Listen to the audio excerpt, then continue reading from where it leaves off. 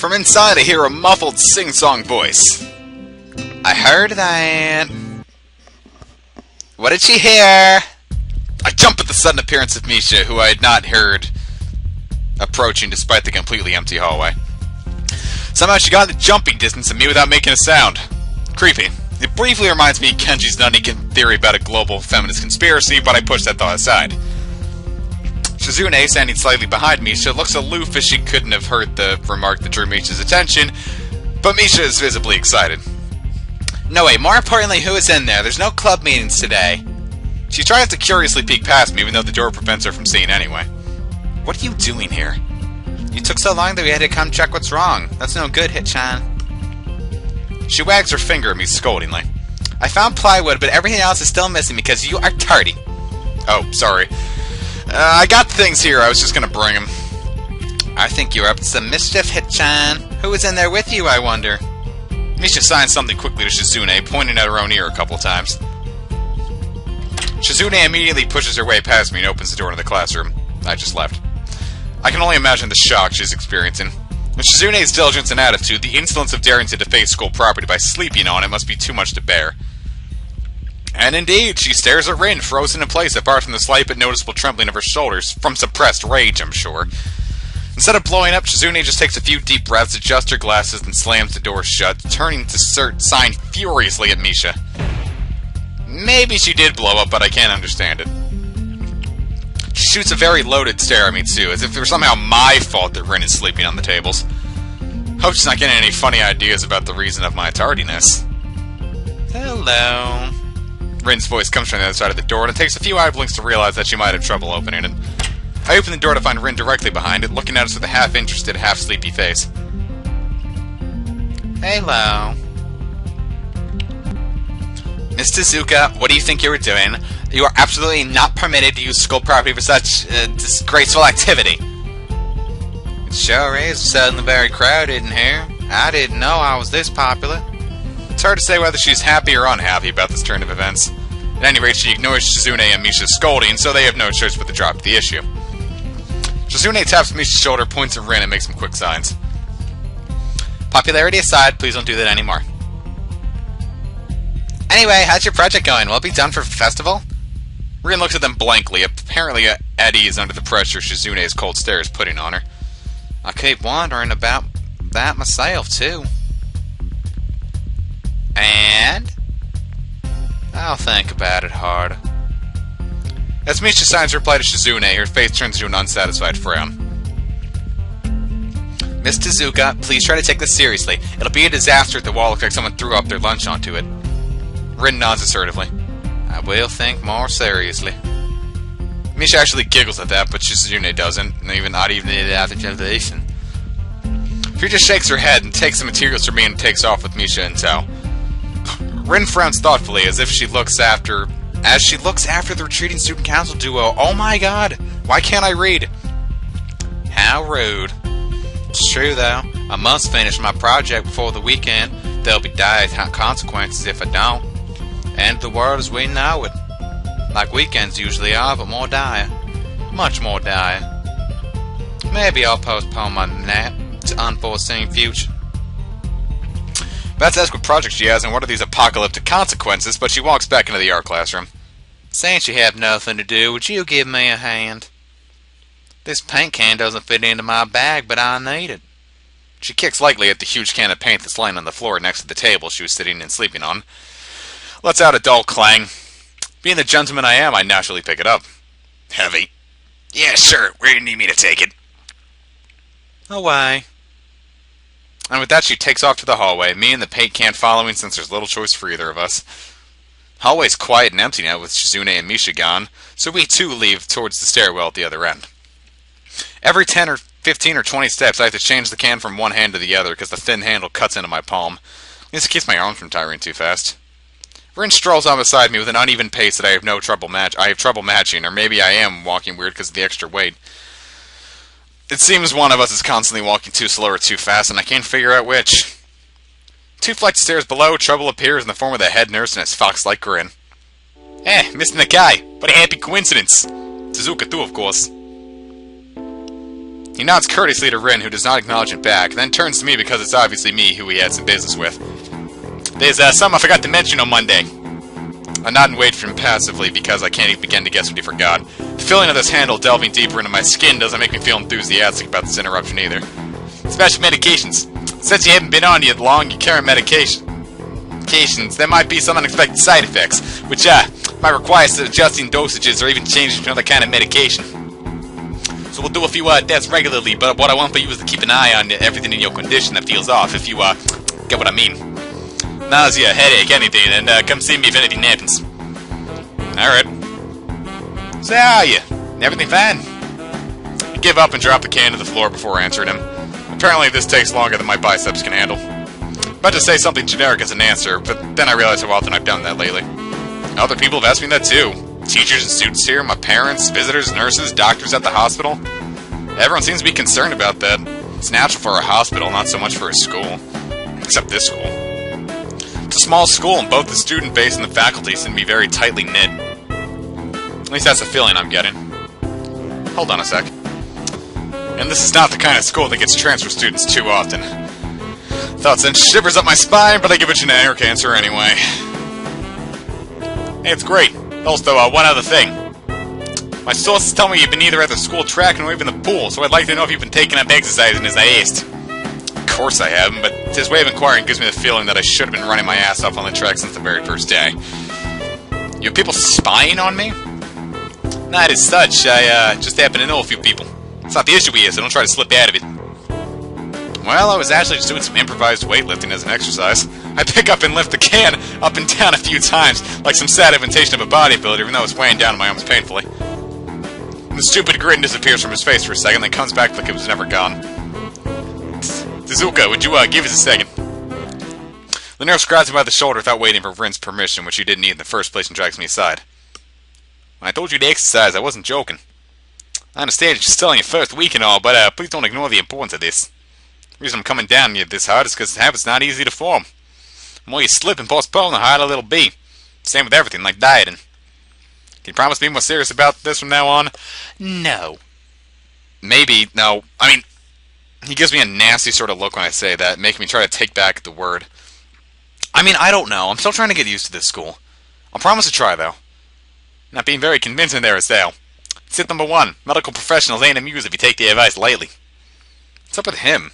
As if a day or two would make that much of a difference. I didn't do anything at the hospital either. Yeah, alright, sorry. He studies me for a moment and then shrugs, smiling again. Alright, it's more like it. Go back to the school track tomorrow morning, you'll meet my spy, who probably has no qualms offering consultation to you if you want to jog a bit. Consultation? See you around. He leaves with a wave of his hand and no answer, and I walk to Rin, who's been waiting, idly leaning against the hallway wall and staring at the pale lighting fixtures in the ceiling. Even when I approach, she doesn't move her eyes off of them. You get more medications for your heart thingy? Were you listening? Comes out more accusatory than I had intended, accidentally lashing out on her. Even so, I don't really want to start talking about it. Just met her, I don't know her, it's not her business. Nurse seems to be happily ignorant about confidentiality, too, talking about that sort of thing in public. It's not Rin's fault, is it? I look up at her, suddenly feeling a bit guilty, but Rin's just staring past my shoulder quizzically, her head tilted like a bird's. I don't know why this is so hard for me. Feels like there's some inexplicable lock that prevents me from being more upfront about this. Yeah, they're for my heart.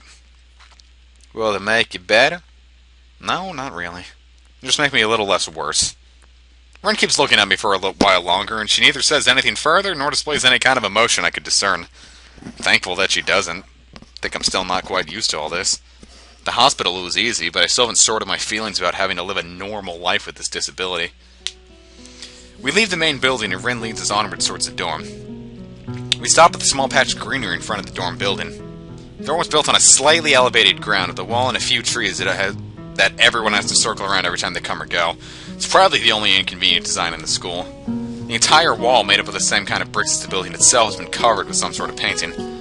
Most of it is still mere sketches, quick lines drawn with the black-white against the gray plastering that covers almost the entire length of the wall, but some places look a bit more finished. There are human faces and legs and hands, and I can't quite say what the painting as a whole might portray. Stacks of what seem to be paint cans are arranged in piles on the ground besides the wall. See, the left side is hardly off the ground yet. Because I couldn't get into the mood yesterday, so I gave up and went to meditate instead. Then it was suddenly morning. I had to work on it, but the guys from our class are helping with the negative spaces and base surface whenever, which is a problem. It's easy to paint big area where there are a lot of people with hands. Reach is better and it's faster too. She goes on a tangent of a tangent, waving a little with her arm or whatever bit there actually is to demonstrate, even as I got the point already. The white cotton of her sleeve flaps around and it makes me think it could look sadder than it does. But it makes me feel out of place, like almost every tangible reminder of the student base's special property has us in the past few days. This girl doesn't notice my dreadly feelings, of course, or the fact that she lost me a while ago and just keeps on blabbering. So that's why I'm trying to figure out if there's something I need to figure out, and then figure that out before it's too late and all hope is lost. Why would the hope be lost? Because paint has to be painted, and then it has to dry, and then it has to be painted over with another kind of paint. It takes time. She finally stops, apparently thinking she made some kind of statement that makes sense. I think it's best to start from the top. So this is your project. You, did this? Yes. Yes. All of it. Yes. Nice, but, I stumble with my words, suddenly feeling like I've walked straight into a minefield of political incorrectness. It's okay. You can say it. I probably won't get mad. I blush really hard. I don't really know what would be the right thing to say, if any. Feels like I'm way more sensitive than Rin is, though. This is really awkward. Don't you want to ask? How do you paint without hands? See, I'm an easy person to talk to, right? With my fate. I almost guessed that already, but isn't that hard to do? You're good at guessing. Anyway, I don't think it is, but maybe I'm used to it by now. I can't get my mind around the fact that she could be an artist, but seeing how adept she was using her feet to eat, I figure painting might not be a problem either. Neither of us has anything more to add to the subject. The afternoon light works pretty well. I was afraid it would look too flat, but it's not like that after all. I think it's actually pretty interesting. I wanted to see what it looks like in dim light. Do you think it's flat? Well, paint is said to be flat. Not like that flat. You know, flat. Like some people are. No substance, no meat, where there should be some. I know a few girls who... Alright, I get it. But I couldn't really tell. I'm not that good with art. You can't name any artist or artistic terms. I don't really have anything to say. Rin shrugs her shoulders, saying, suit yourself, without saying it. Looks up at the sky as if trying to look for something up there. I didn't think I'd get some actual work done, but he'd give me a hand with the paint so I could do a little before it's too dark. I wanted to get a halogen lamp like the ones they have in the sports track, but there ain't any. Rin sure is quick to recruit my help, as was Shizune. It really makes me feel that the festival's such a big project that every pair of hands is needed. Why not? Not sure if I can really be any help, though. It's just making some paints, you can do that. Probably. Do you have motor control problems, like, you know, those people who have some? Cerebral palsy, maybe? Not that I know of. I get it. Hard thing is nothing to do with that. She gives me a sly look for no reason. No, it doesn't. Let's do it then. Yes, please. So she sits on an empty wooden box and very naturally picks up a wide brush between the toes of her right bare foot. I open a few of the cans and pour some of the contents into shallow bowls for mixing. Thick paints flow lazily from the can to the bowl like syrup.